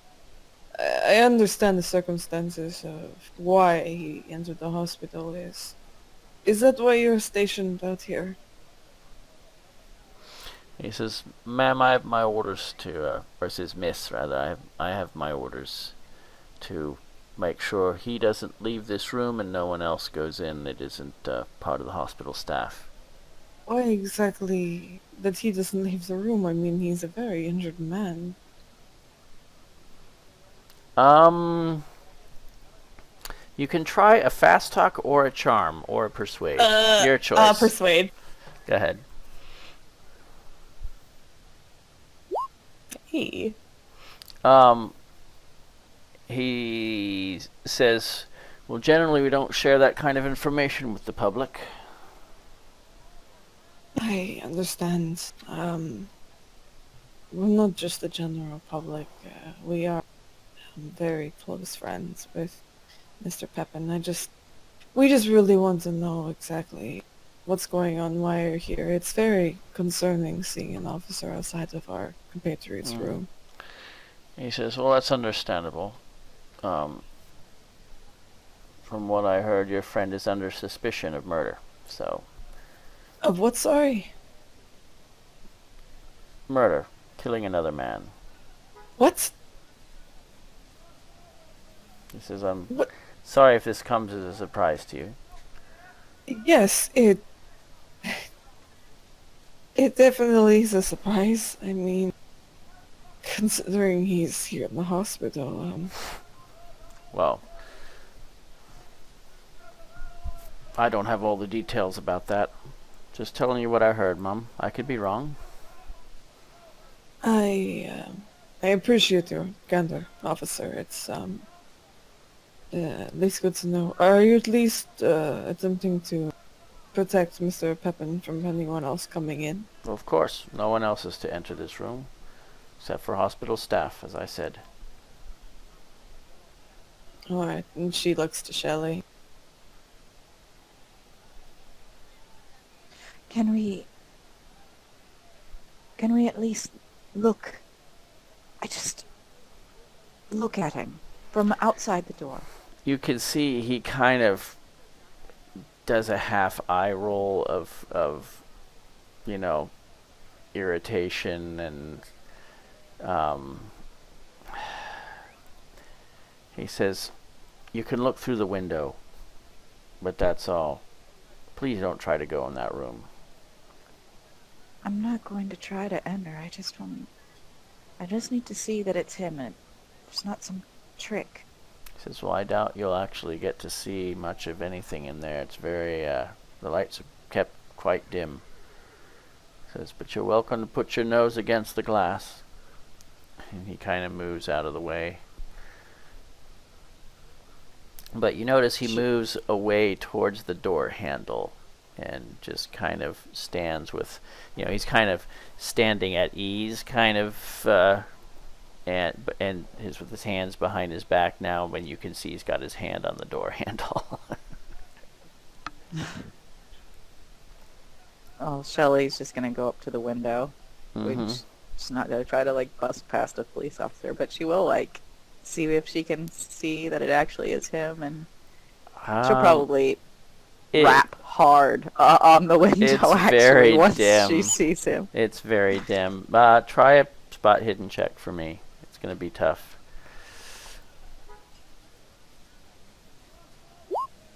No, you really can't tell if it's him. You believe you see a form that is under the sheets and a blanket in the bed there. You can see there's a bed, but you don't actually... You can't tell if it's Thaddeus or not. It's a little too dark, and, the angle he is lying in bed, it's just, you're not even sure if there was light on in there. You could tell for sure. So you start banging on the window? Well, actually, if she doesn't see him at all, she'll just look really frustrated, and she'll back off for a minute and say, Natalya, I can't tell if that's him in there at all. Shelley. He says, I might recommend you speak to the doctors when they arrive. Or you might go ask at the nurse's station. The nurse is, you've seen her. Well, she may be able to direct you to a doctor who can give you some information and allay your fears. Why don't you just go in and have a peek? Make sure that's not pillow stuffed under a blanket. Thaddeus is he's a sleepwalker. It is He true, he officer. he kind of smiles indulgently. You know, he's clearly doing the, the hysterical female kind of thing, Right. dismissively. He says, Miss, I'm sure everything is quite in order. But you don't know. You don't know because you haven't seen with your own eyes. And how would you feel? How would you feel if you went in there and he had died under your watch, or he wasn't there at all, or he had fallen on the floor and under the bed, I'll let you make and he was bleeding. I'll let you make a persuade roll, but this could go either extreme irritation, or he may just want to satisfy you to shut you up, or he may just want to make a point of not letting you get your way. Yeah, No. he does not want to let you have your way with this. It's you can see he's growing increasingly frustrated. He says, "Ma'am, I'm afraid I'm going to have to ask you to wait out in the lobby. That's where you're supposed to be. Visiting hours are Oh, for fine. those who I'm can-" going to go get the nurse. And she's gonna go out and try to convince the nurse to go check on him. Okay. Yeah, All right, Natalya. Natalia just looks back to Shelley, just kind of mouth agape a little bit, and she looks back to the officer and shakes her head. I am deeply sorry for my compatriots. She's, you know how American women are. He says, "Actually, I don't, but maybe I do now. Are they all like Very that?" Yes, they are all, Well, always stamping their feet if they don't get their way. then he says, You "Well, know then how it thank is. God I'm an Englishman." Yes, unfortunately, I've had to deal with them for quite a while. It is nice for a, what is it, fresh air. Hmm. He says, "You're not American. No, Let me guess, you're Polish?" she smiles a bit and shakes her. No, I'm from Russia. No, of course, of course. Don't get too many of them here. Though a few more than we used to. Yes, Just kinda and it is interesting seeing people fascinated with where I'm from. At least it is a talking point. Again, officer, I apologize for my friend. She kind of leans in a bit. Hmm. I understand your post and everything, and it might just keep her from coming back here and attempting to weakly slap you again. If you just check on Mr. Pepin for me and let me know, I'd be eternally grateful. I'm not really supposed to do that, but if you think it'll help, I'll take a quick look. Thank you. Alright, I'm gonna have to call a very quick break here.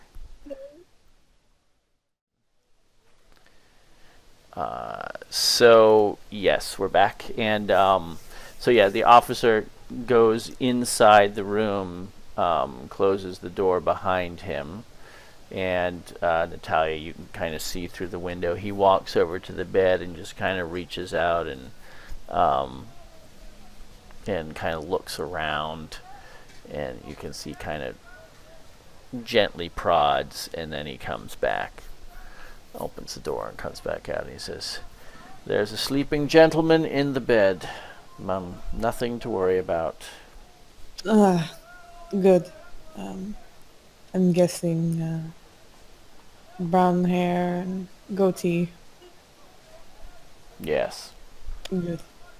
Thank you, officer. What was your name? Hill. Brian Hill. Thank you.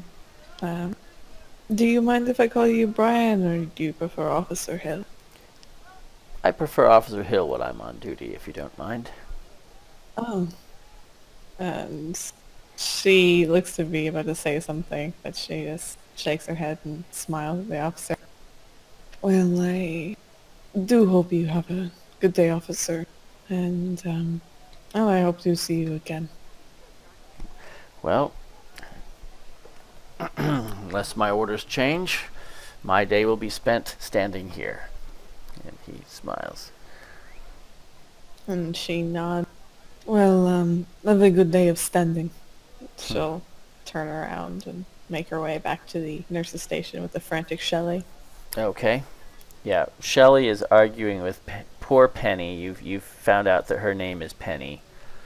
And she is just flustered that that you want her to go in and check. She says, I'm not supposed to leave the station, and I've never been. And you can kind of see Natalya come around the corner. Oh, Shelley will stop arguing with Penny long enough to go over to Shelley. I mean, to Natalya.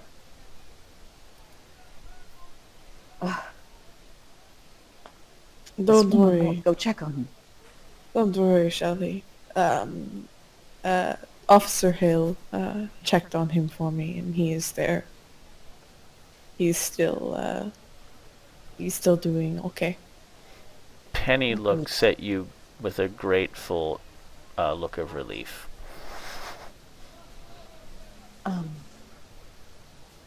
Oh, good. And she sort of draws Natalya out into the waiting room farther away from Penny. Did he say anything else? He didn't say anything else. He just said that he was still there. Did he mention why? Anything about why they were taking such an interest in Thaddeus? Well, he is, I'm assuming, suspected for murder of the doorman. Because having the two of them in the alleyway, just being the two of them. Well, I guess it looks suspicious to Thaddeus. Then again, I am going to bring up to the officer about the... Well, exactly, I don't know. How he would shoot himself. Why he would shoot himself. Yes. And what would be his motive? He's a wealthy man. Yes, I mean, could always bring up the fact that why would Mr. Pepin get his own hands dirty and he get someone else? And why endanger his life as such if he was to get someone to try and kill a doorman? It just doesn't make sense. It doesn't. It doesn't, because it's all out of the proper context. I do wonder what... I suppose the doorman must have just been caught in the crossfire. But Thaddeus, he didn't waken while you were there. No. He's still quiet, still asleep. No. I suppose we should head down to the police station then. Yes, unfortunately. Speak to Barrington again. You can see just Natalia's not very pleased. Yes. Does Mr. Pepin have a lawyer or someone who handles his matters that you're aware of? I think there is someone. She kind of thinks back. Does she know of any lawyers offhand? No. She It's never really come up. Shakes her head. You're sure he has lawyers, but Oh. you wouldn't know who they are. She shakes her head to Shelley. No, it's we've never had conversations about lawyers before. Well, hopefully he's able to come to himself and take care of that sort of thing on his own then. Yes, because if he doesn't wake up, we're not going to be able to get that money.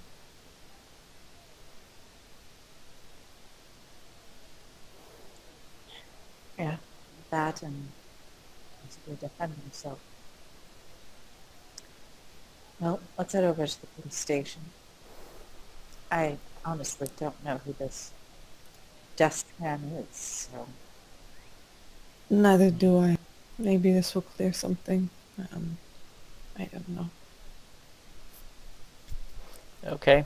Alan drives you, or Shelley, I guess you drive them over. Alan will hang out at a pub again until you're done. Alan's liver's not doing too good either. He's Irish. He's fine. Yeah. And young.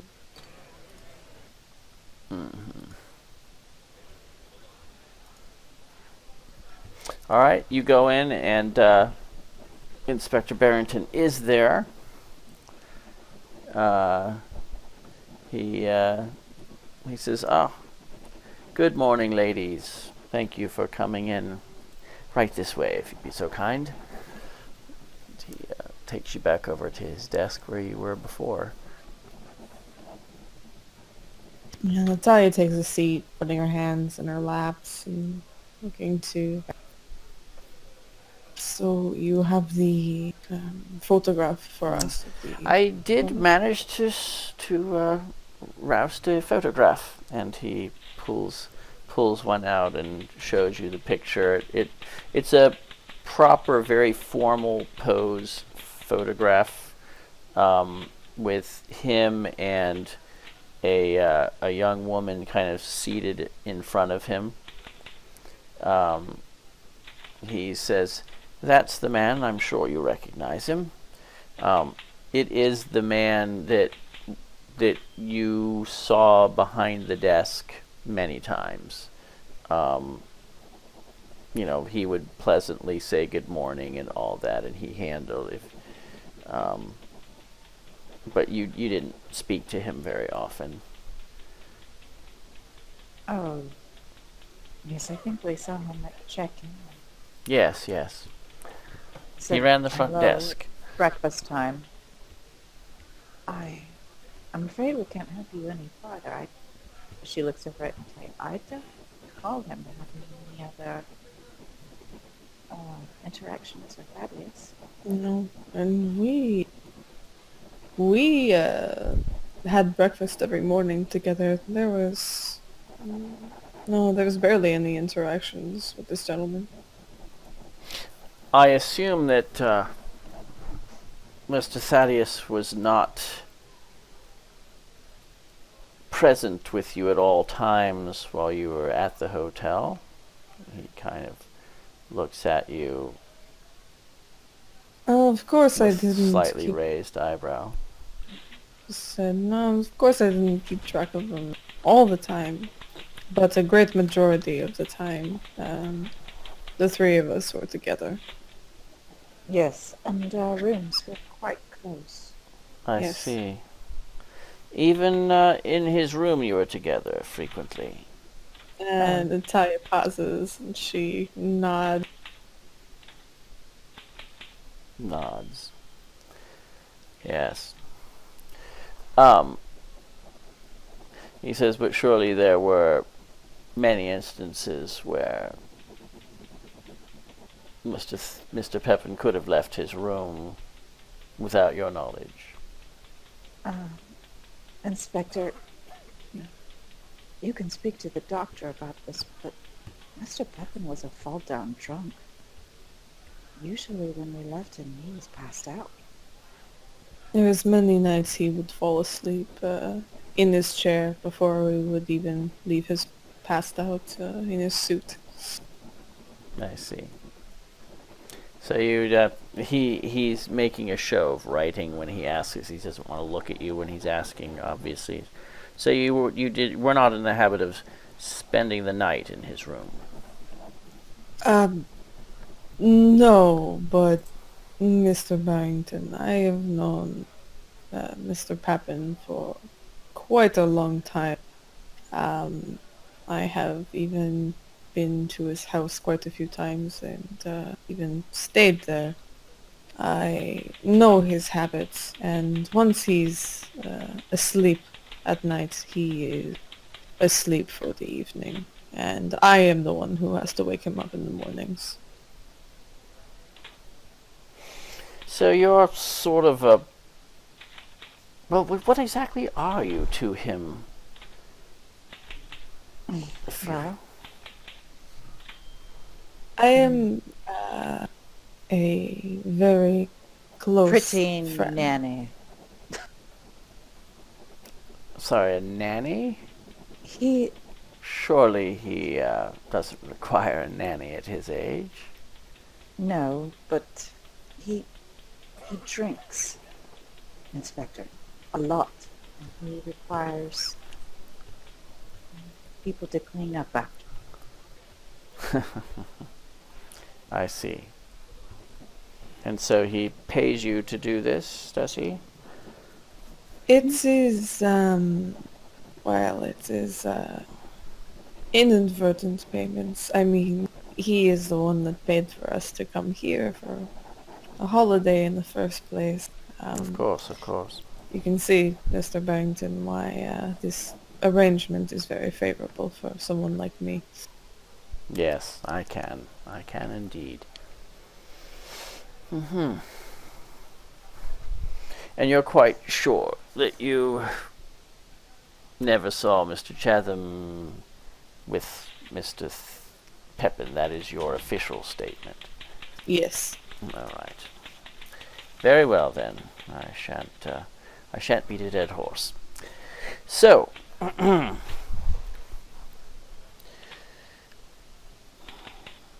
well,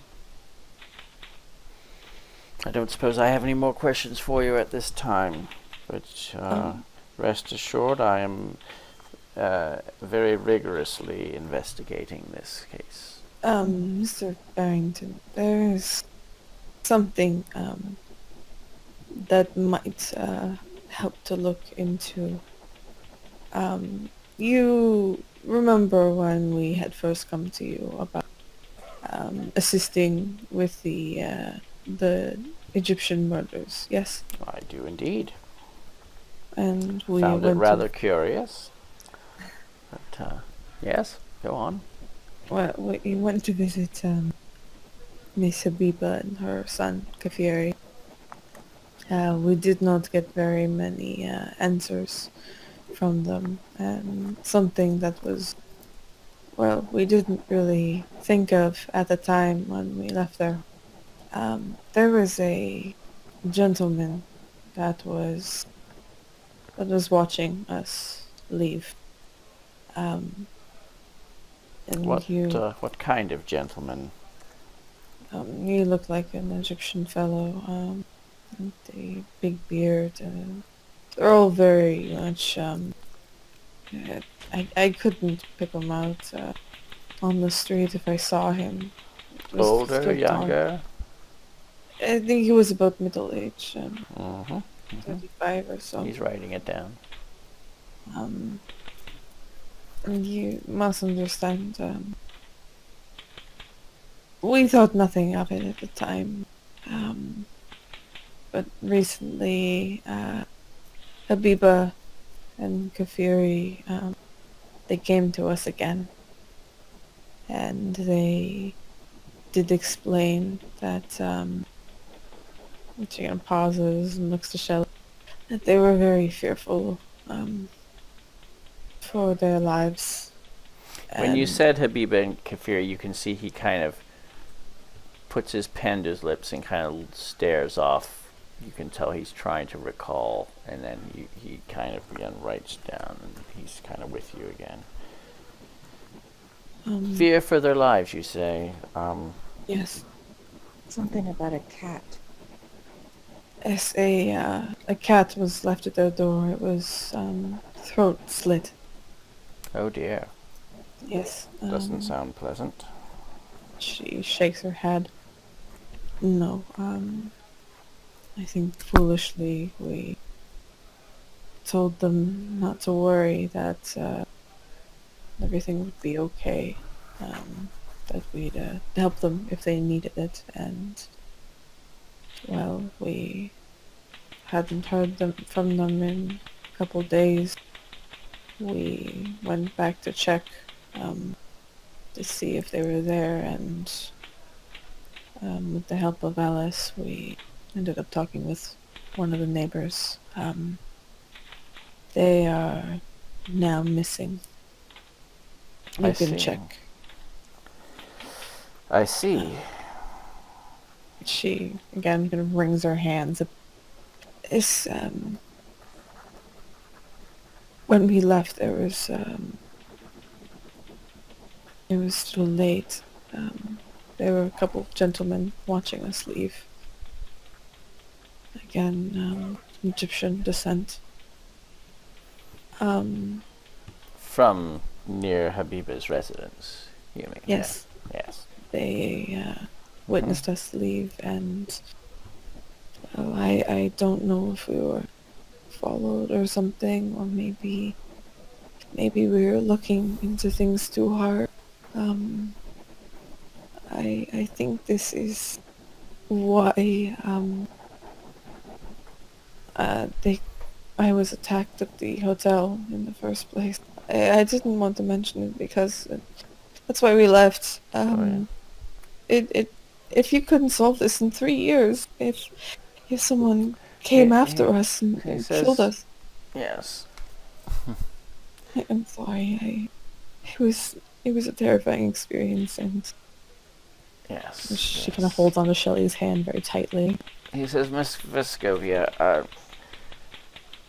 did you see anything to suggest to you that the Egyptian men that stared at you followed you, or did you see them again out of place anywhere in particular?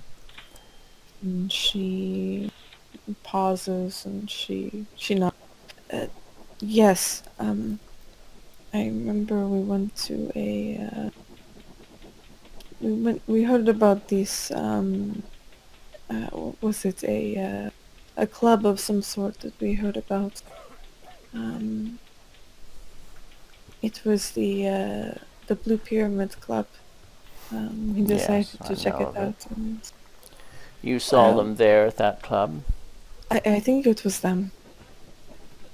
There were quite a few of them, but yes, And they stared at you again there?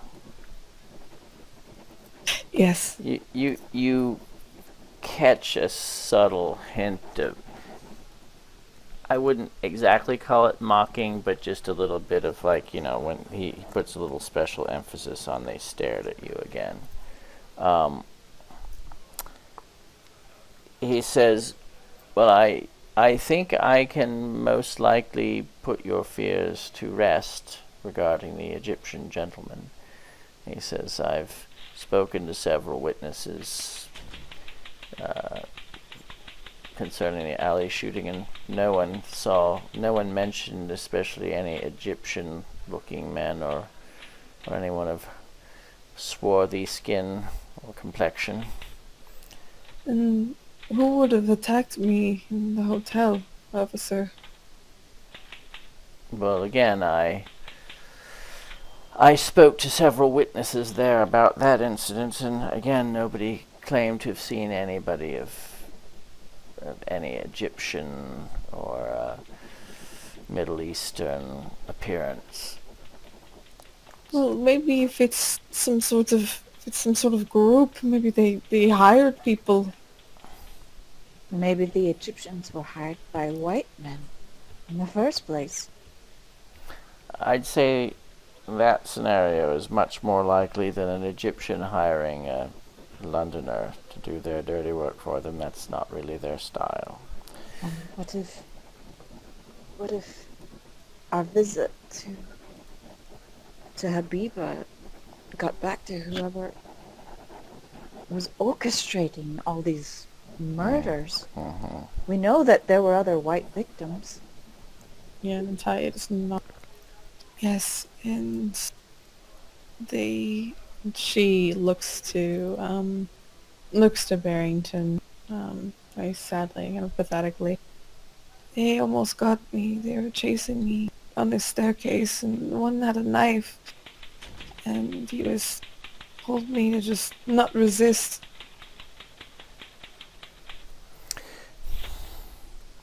He's right. You can make a psychology check, Natalya.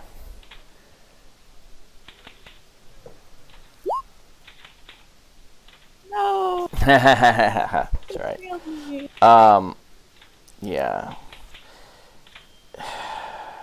He writes this all down. He says, "You've certainly given me a lot to think about."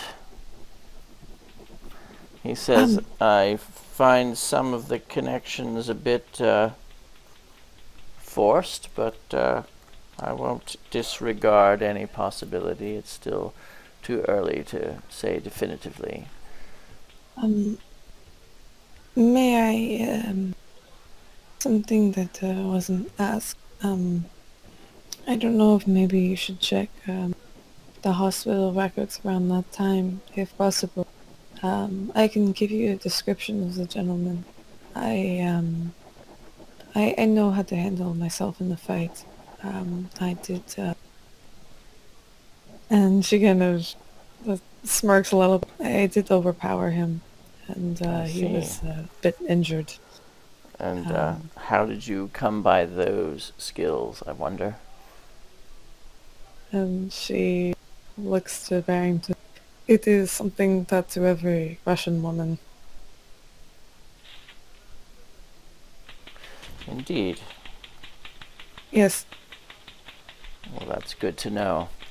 I'll be very careful to not insult a Russian woman the next time I encounter one. yes. Well, at least I'm very mild-mannered. She smiles a little bit. Quite, quite. Well,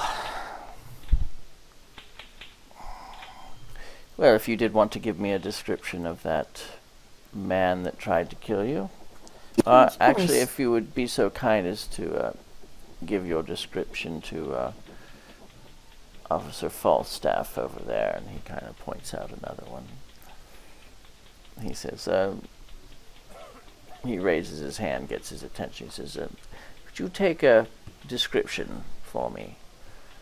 "Of course, sir." And he says, "Very well." He says, "If you think of anything else, don't hesitate to let me know. And as I said, if do keep me apprised of your location in case I need to get in touch with you. I will be, as I said, very actively pursuing this case, and I Of may course, thank you. have need of asking you additional questions or requiring your Thank assistance." you, officer. Or Good, inspector. good. And Natalia will give the description of the gentleman that was in the staircase, or stairwell Okay. with her, Mm-hmm. and the injuries that she remembers inflicted. Okay. The other officer's pleasant enough, but yeah, he just kind of takes down the details. And that's it.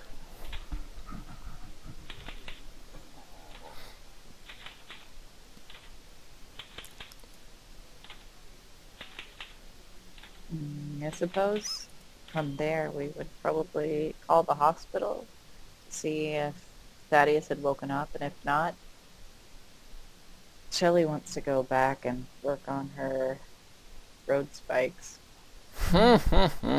Yes. Well, while you were in there, it has started to rain. So it's a rainy day in London. So you wanted to go? I'm sorry. You wanted to go back to the hospital and see if Thaddeus is? We're gonna things- call them. Call them. Okay. Yeah, you can call them. It takes a little while because she has to hunt down a doctor. Who knows? The nurse does come back though and say, the doctor says that he did very well last night. Though he won't be requiring surgery today, at least as far as they can tell. But is he conscious? Has he woken? Oh, no. I'm afraid not.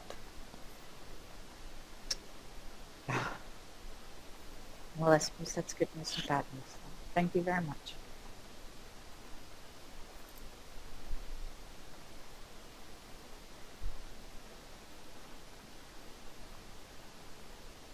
She'll tell that Natalya that Thaddeus seems to be recovering, but isn't conscious. Yeah. Yeah. She'll nod and... of course. And is there, I guess, maybe in the car, heading back, she looks to Shelley driving. I don't know what we're going to do. I don't think that we can rely on Thaddeus' money at this point. I think we need another plan. We may indeed. I'm not exactly sure. Oh, you're coming in very quiet. Yeah. Sorry. I can barely understand you. Same.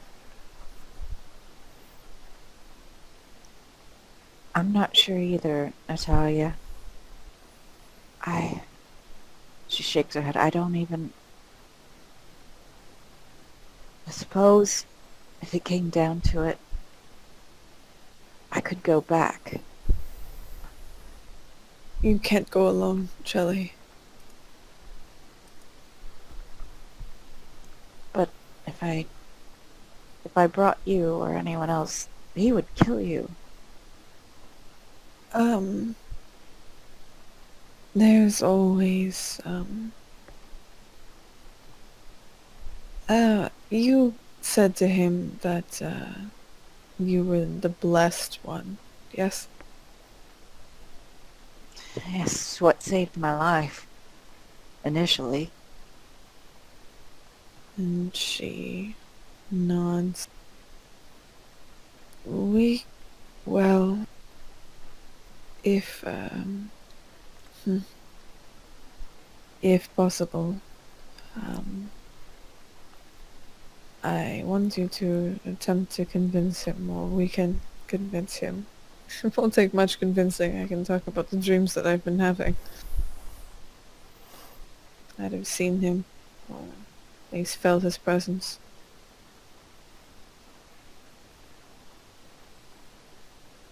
Talia. But once you're inside, we'll be surrounded by armed men. I don't know if there's any, once you're inside, getting out alive. Especially if we kill him. I'm not letting you go alone, Shelley.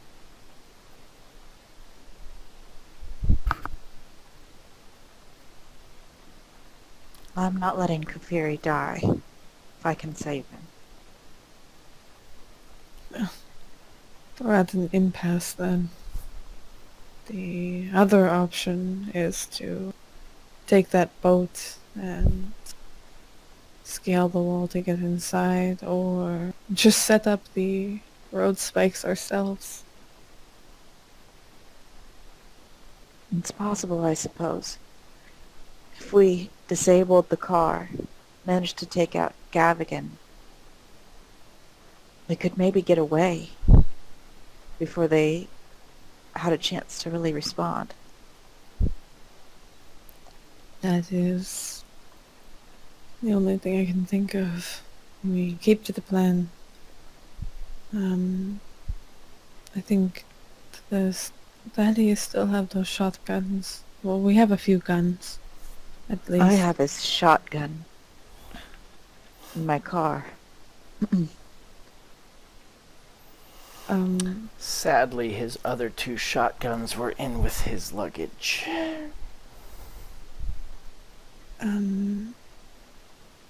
Maybe, she shakes her head. We're going to need to rethink this, once we get back. There's a lot of things we have to plan out now, but I don't think that we can count on the money anymore. It's true. She reaches out and she kind of squeezes Natalya's forearm. Between the two of us, I think we'll come up with something. She nods and places her other hand on top of Shelley. Well, either way, we're doing this together. And Shelley kind of looks away from the road to look over at Natalia and gives her just a little smile. Well, that's something. I have to admit, facing it all alone at Gavigan's. Well, I'm glad you'll be with me. And she nods. I'm not gonna leave you alone again, Shelley. Besides last night. She laughs. Well, And at that, you remember you left you left him at a pub. oh, Olive! Maybe we should get him. Yes. Yeah, luckily we haven't really left London proper, so Shelley takes a U-turn. Yeah, you go get him. Yeah. Pick up Alan. Then we head. Yeah, he asks how it went, and etc. All right, and where are you going? We're going to be stopping in a minute here, but back to the ranch. Okay. So leaving London. Mm-hmm. Oh, you naughty, sneaky little ladies! All right. Aren't you going to tell Officer Barrington? No.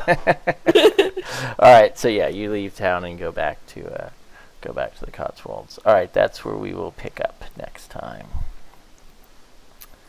Yay! Yay!